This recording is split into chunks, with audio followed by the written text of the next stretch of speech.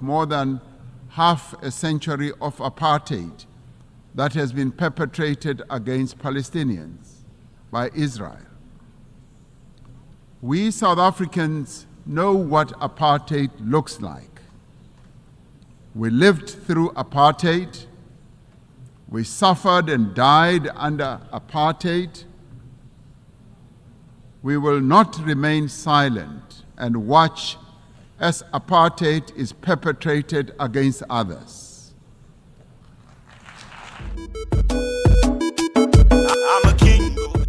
30 years ago, South Africa was born as a new nation, equal, united, and free from apartheid.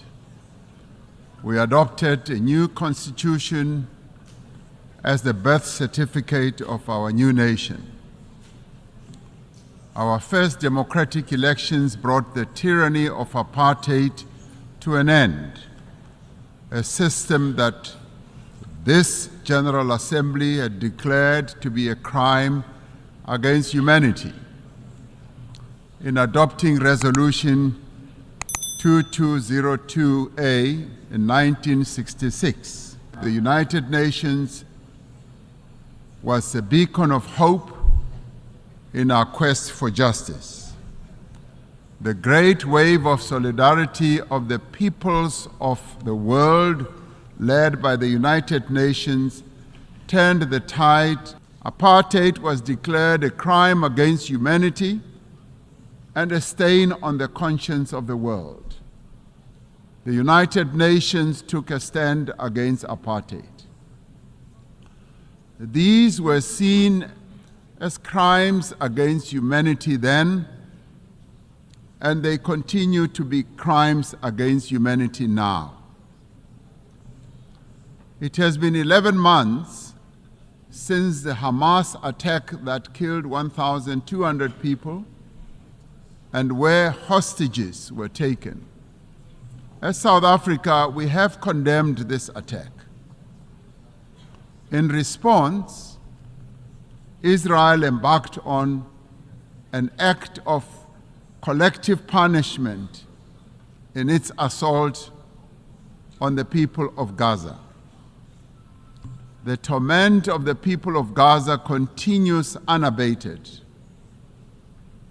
More than 41,000 Palestinians have been killed.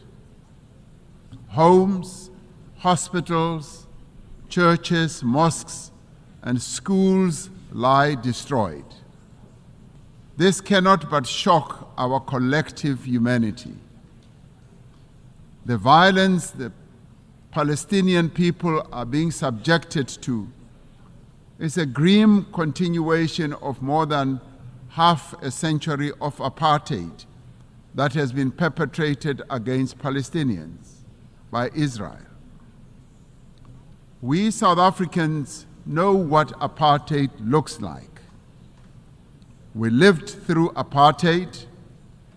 We suffered and died under apartheid. We will not remain silent and watch as apartheid is perpetrated against others.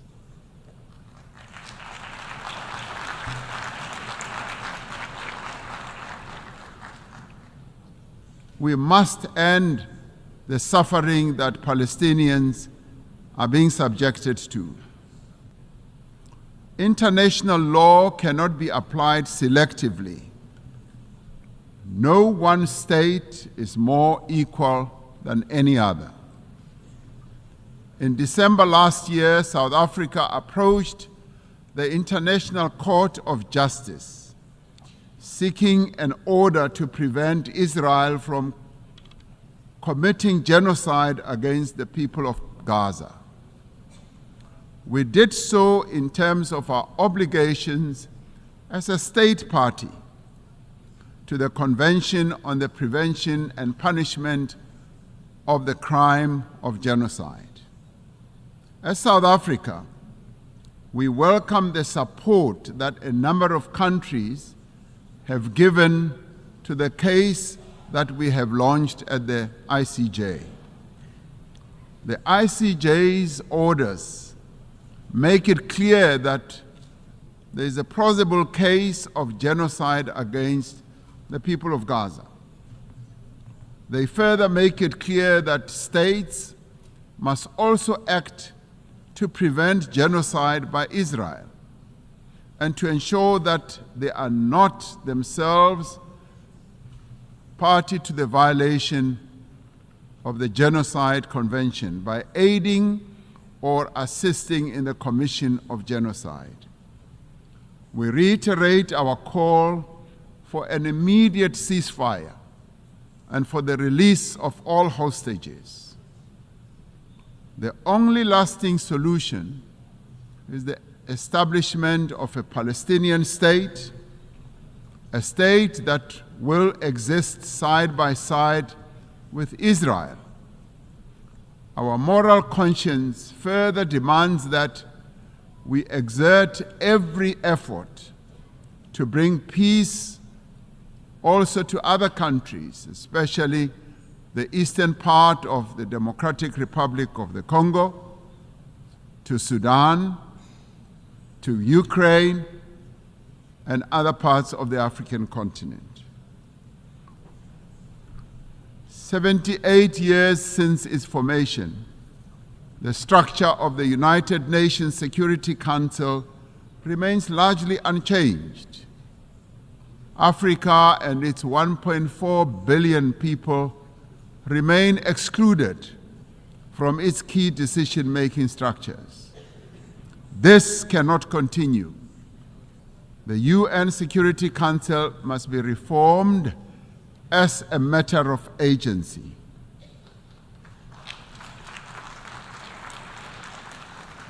We would like to see the Security Council being more inclusive so that the voices of all nations can be heard and be considered.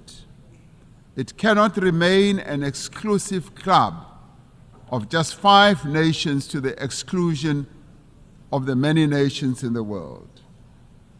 Africa stands ready to play its role in building a safer global order by participating in the work of the UN Security Council on the basis of respect and acceptance.